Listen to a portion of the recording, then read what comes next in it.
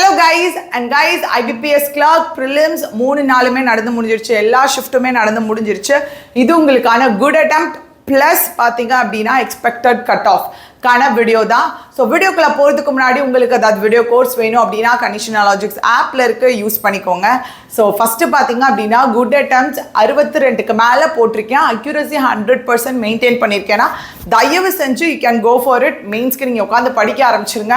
நீங்கள் வெயிட் பண்ணாதீங்க ரிசல்ட் வரைக்கும். அப்புறமா வந்து திடுதிருப்புன்னு பாஸ் ஆகிட்டா ரொம்ப கஷ்டம். கரண்ட் அஃபேர்ஸ்லாம் எல்லா சப்ஜெக்ட்டும் தான், முக்கியமாக கரண்ட் அஃபேர்ஸ்லாம் படிக்கிறது ரொம்ப கஷ்டம். ஸோ அதனால இப்போ இருந்தே படிக்க ஆரம்பிச்சிருங்க. And second one expected cut off. First ஒரு டிஸ்க்ளைமர் சொல்லிடுறேன். என்ன அப்படின்னா லாஸ்ட் 2 இயர்ஸாக நீங்கள் என்னோட previous year cut off predictions எல்லாமே பார்த்துருந்தீங்கன்னா எல்லாமே நான் சொன்ன ரேஞ்ச்குள்ளே தான் இருந்திருக்கும். லாஸ்ட் இயருக்கு முந்தின வருஷம் ஐபிபிஎஸ் கிளர்க்கை தவிர்த்து அதே மாதிரி தான் அதுக்கு முன்னாடி ஒரு தடவை ஐபிபிஎஸ் கிளர்க்கில் செஞ்சு விட்டாங்க. என்ன அப்படின்னா இந்த ஐபிபிஎஸ் கிளர்க்கு மட்டும் வந்து திடீர்னு வந்து ஃப்ளக்சுவேட் ஆகுது. எஸ்பிஐலாம் வந்து இந்த இதில் ரொம்ப தங்கமானவங்க, 60லேருந்து 65 அதில் தான் மெயின்டைன் பண்ணிட்டே வர்றாங்க. ஸோ அதனால் வந்து இந்த எஸ்பிஐ மாதிரி கிடையாது இந்த ஐபிபிஎஸ் கிளர்க். பிஓ கூட வந்து அந்த ரேஞ்சில் ஃபாலோ ஆகுது. ஆனால் ஐபிபிஎஸ் கிளர்க் மட்டும் அப்பப்போ ஏதாவது ஒன்று பண்ணி விட்றாங்க, மக்கர் பண்ணி விட்றாங்க.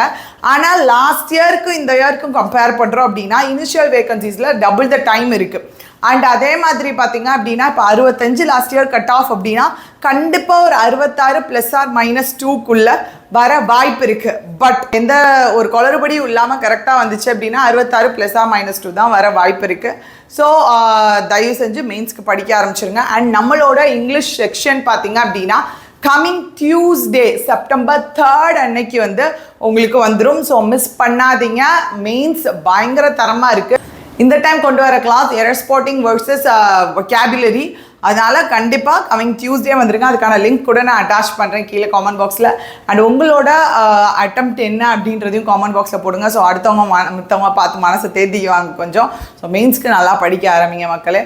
உங்களுக்கு ஏதாவது வீடியோ கோர்ஸ் வேணும்னாலும் யூஸ் பண்ணிக்கோங்க. So tata bye, see you.